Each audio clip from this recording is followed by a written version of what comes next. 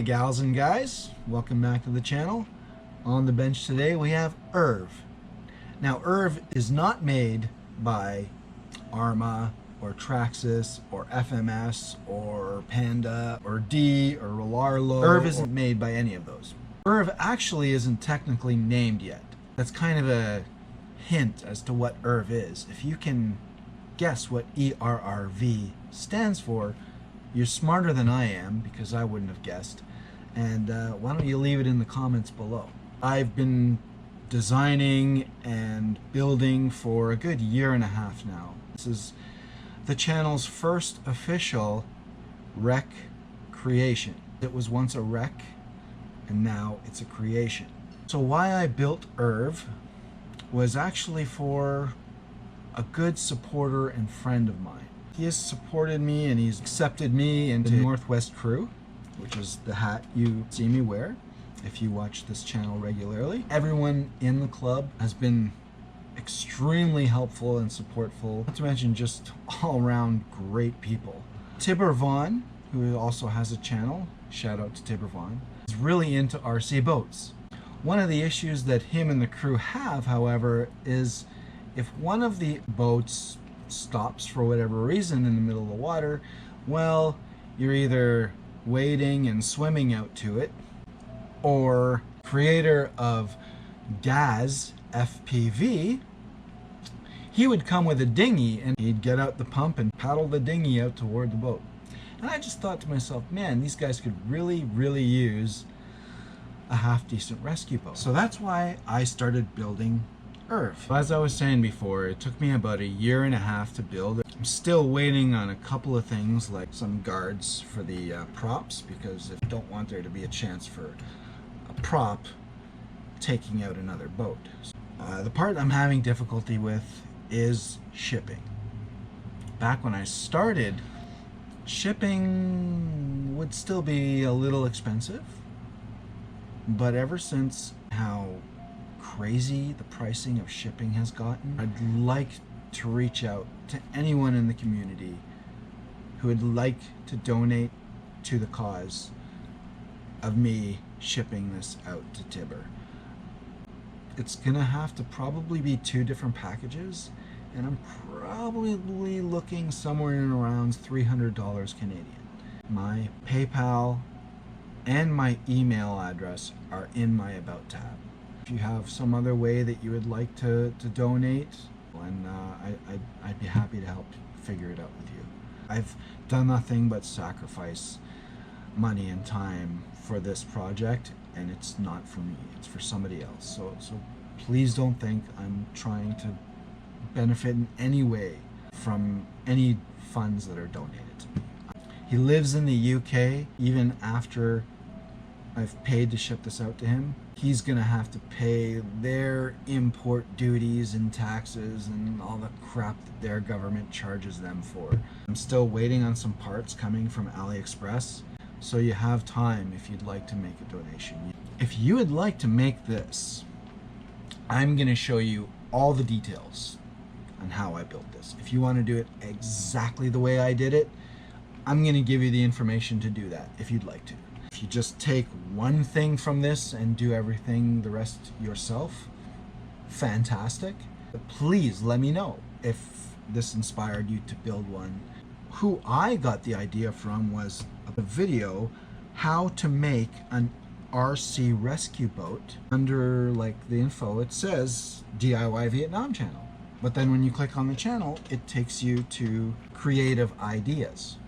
So I think the channel is now called Creative Ideas. Maybe when this video was released it was called DIY Vietnam channel. I don't know. Up to 4 minutes and 15 seconds. So everything after the 4 minutes and 15 slot is all stuff that I did differently. So he made something with balsa wood. The size I was getting into, that wouldn't have worked for me. If you want to watch the rest of that video and see what he did, it is a really cool rescue vehicle, and it does work for that size. What I mean is I took all of the measurements on that video and I doubled them. planning on building one of these, you can just follow exactly his dimensions and you'll get one half the size of this. The parts that you will need if you're planning on doing it exactly the way I did it is as follows. And I'll leave these all listed in the description below. So if you don't want to watch the rest of this video, that's okay. The next video I'm going to explain how this puppy works. That's exciting. Now the wreck that was used was a retired drone from a neighbor of mine. Very generous guy, man. He gave me this drone because it just wasn't working properly anymore, and he was tired of trying to figure out why it didn't work and trying to fix it. He was just got tired of it, and he was just like, here. He also gave me full transmitter, receiver, all the electronics, all the hardware. This little doodad up here, which I'm sure most of you drone people would know exactly what that's called. I don't know, it's just a card. I don't know, it's what all the ESC is attached to and get the power from through the battery. It's capable of 4S. Now, as a drone, when they say 4S, they recommend only 8-inch props, which is what I have on here as well. If you go up to a 10-inch prop, they recommend, as a drone, 3S only for a 10-inch prop.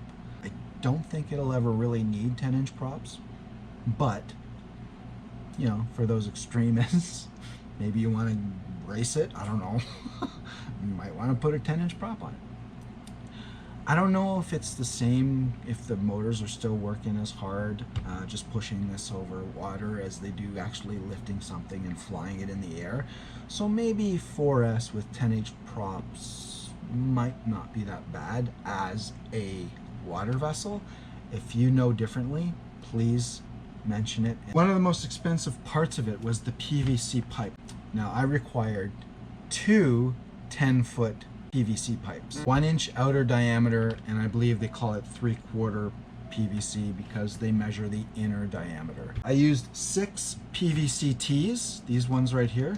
There's 2 on this part, and there are 4 in total in the skis.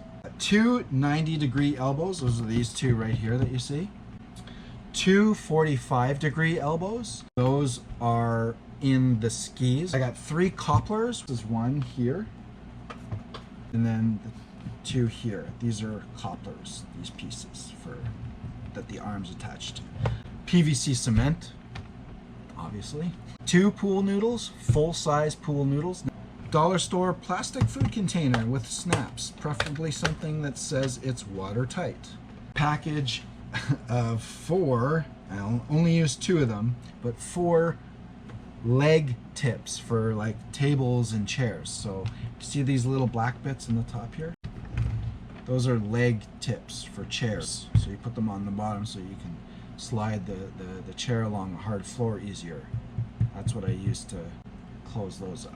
So a package of 1-inch rubber leg tips, and those sealed up the ends of the flotation devices, the part that goes in the water. I just put those to cap off the ends so the water can't get in. 10 feet of 3/4 inch 24 gauge metal strapping, and I use that for these guys here for the motors to strap them on. I also got some extra wire from my local hobby shop. I got 16 gauge wire because I needed to extend some connections from the motors to the ESCs and whatnot, so I had to get some wire. I got I think 6 feet of red and 6 feet of black, and it was pretty expensive stuff considering what I got. Obviously the 5mm bullet connectors with when I bought the wiring. I also went to the dollar store and I got a roll of this 6-inch gutter guard mesh. This is basically, so whatever vehicle goes in between here, this is essentially what's going to hold it in place while the operator steers it back to shore with E.R.R.V. Package of dollar store zip ties. You know, you need to zip tie here and there.